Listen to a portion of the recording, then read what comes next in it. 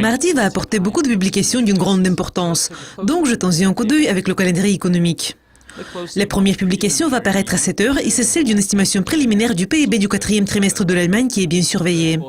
Au troisième trimestre, les données ont surpris à la baisse, ayant enregistré la plus faible croissance sur 2 ans. Une estimation finale de l'IPC de l'Allemagne pour janvier va paraître à la même heure. Une estimation préliminaire suggère que les prix à la consommation reculent sur une base mensuelle et ces données doivent être confirmées. L'indice des prix à la consommation de la Suisse pour janvier va suivre à 8h15. L'indice recule depuis 2 mois.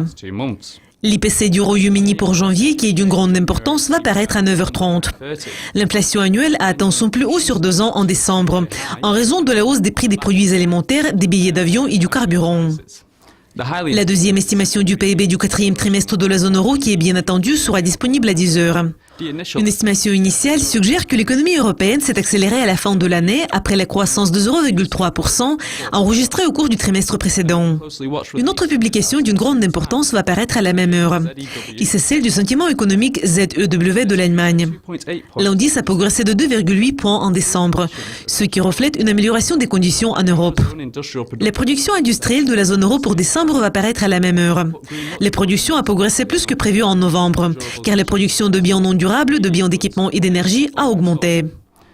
L'indice des prix à la production des États-Unis pour janvier va suivre à 13h30 GMT. L'augmentation des prix du carburant a entraîné la hausse de l'indice en décembre. L'indice est resté inchangé au cours du mois précédent. La présidente de la Réserve fédérale, Janet Yellen, va faire un discours bien surveillé à 15h. Elle va présenter le rapport semi-annuel sur la politique monétaire devant la commission bancaire du Sénat à Washington.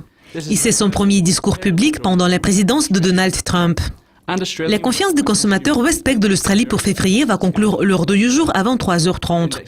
L'indice a légèrement progressé en décembre, ayant enregistré la première croissance sur 3 mois. Je m'appelle Kayas Khalil. Vous avez regardé le calendrier économique pour mardi 14 février. Ne manquez pas un prochain calendrier pour mercredi. Au revoir.